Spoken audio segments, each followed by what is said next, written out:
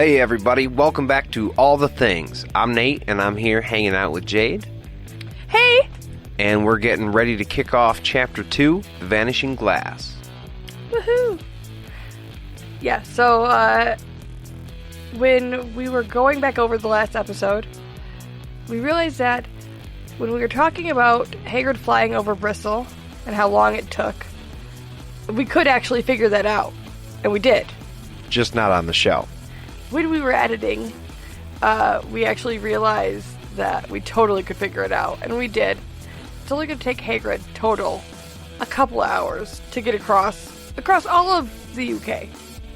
Not only from Godric's Hollow, where he was picking up Harry, to Privet Drive, where he drops him off.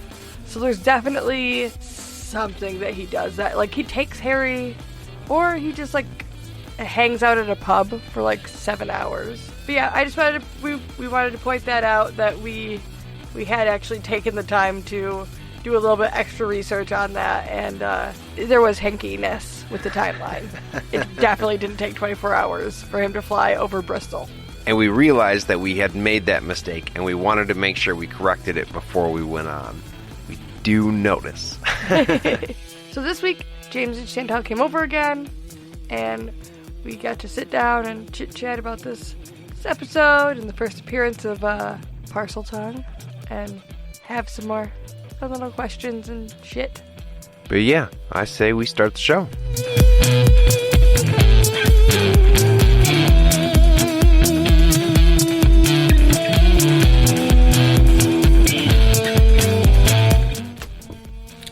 So, Chapter 2, Vanishing Glass.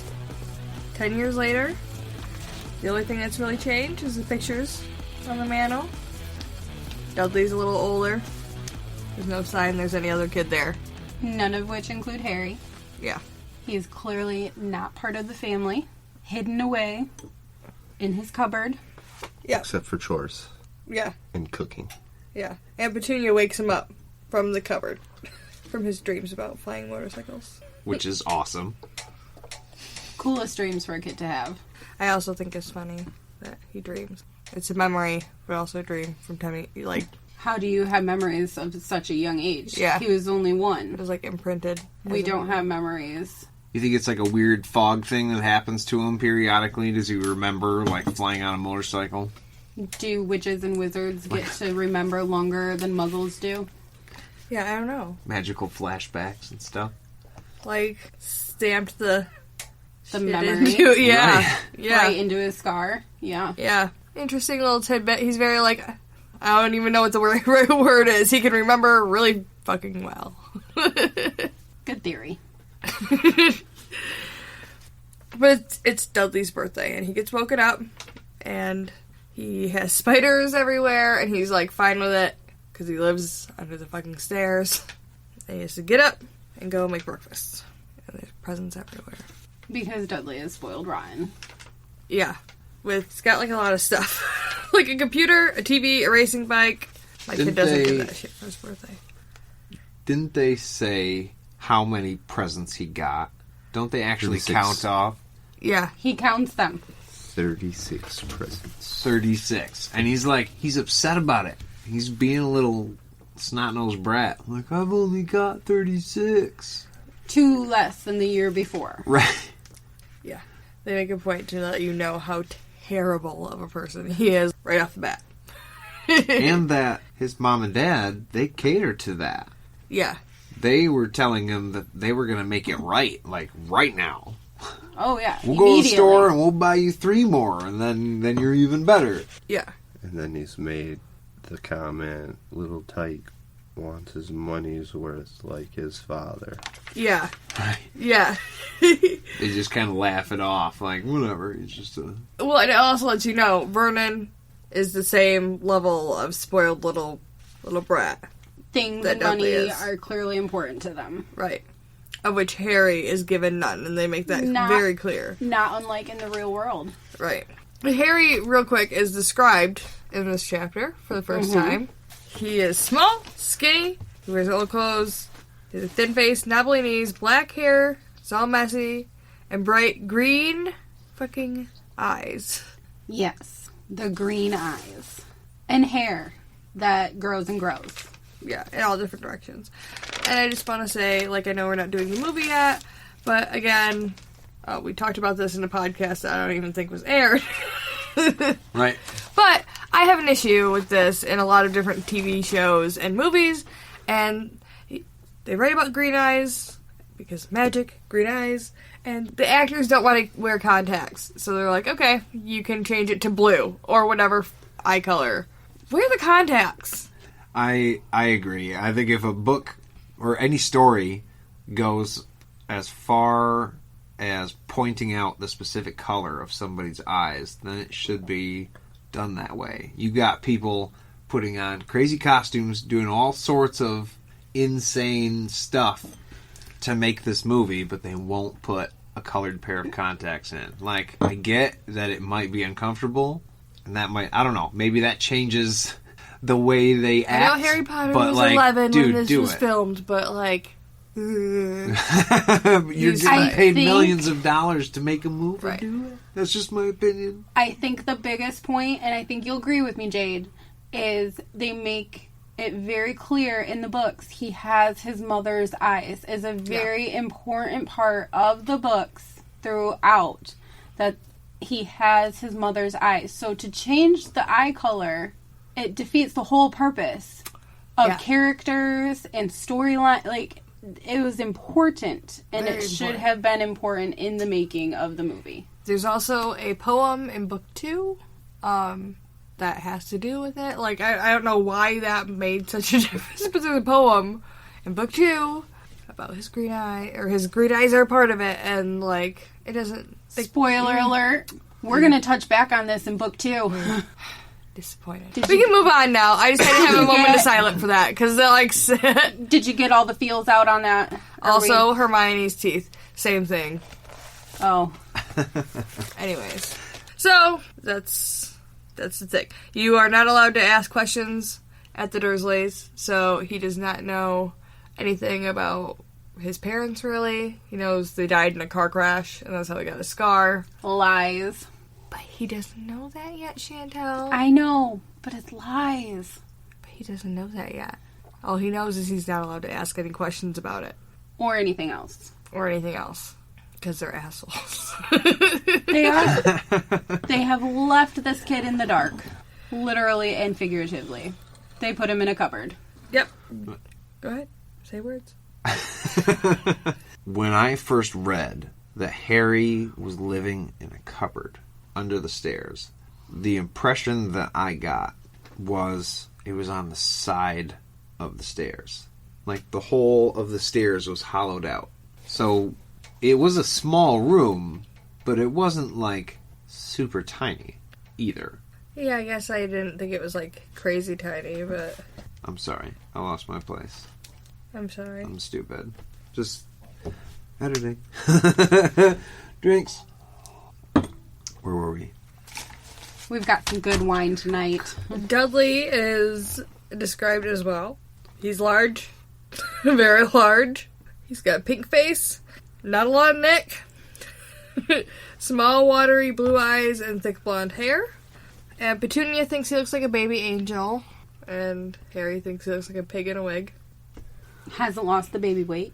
She likes to point out how fat bad people are. Like, right off the bat. And then she just goes into a lot of detail about that. Like, how fat he is. Harry's made to cook the bacon. Yeah.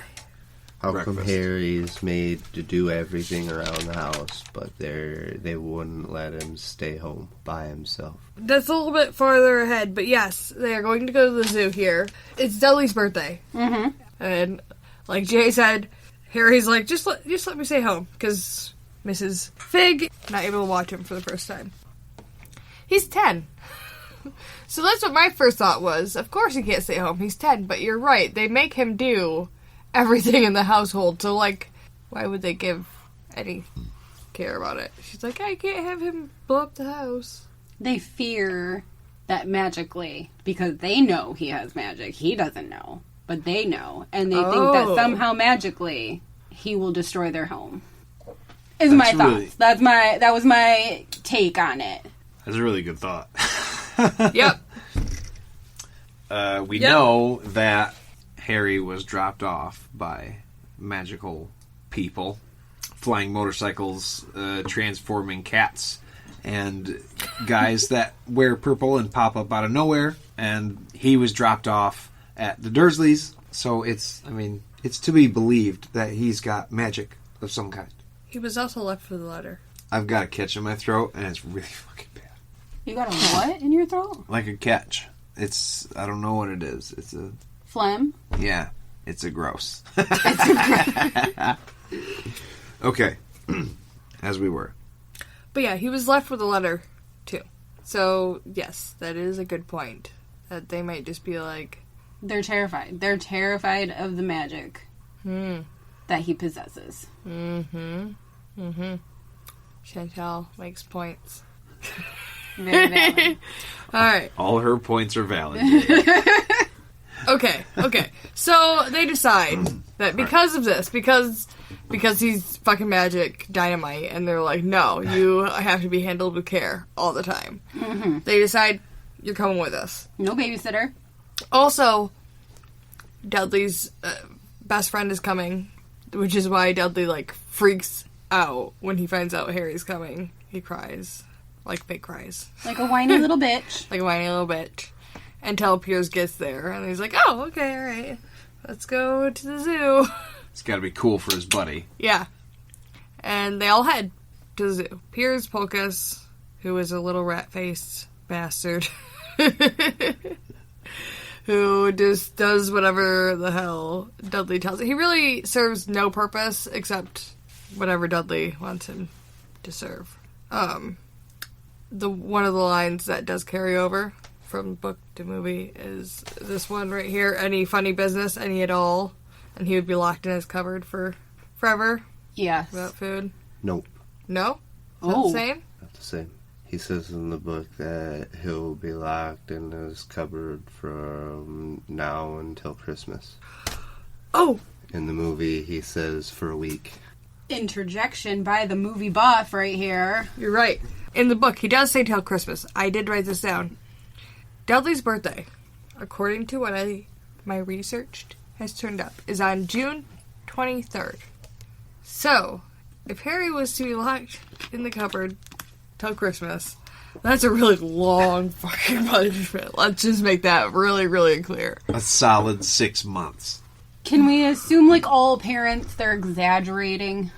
Or do we really think that they would until Christmas? I just want to keep that in mind because later, when we come back after the punishment, it's only been like a minute before Harry's birthday, which is on June or July 31st.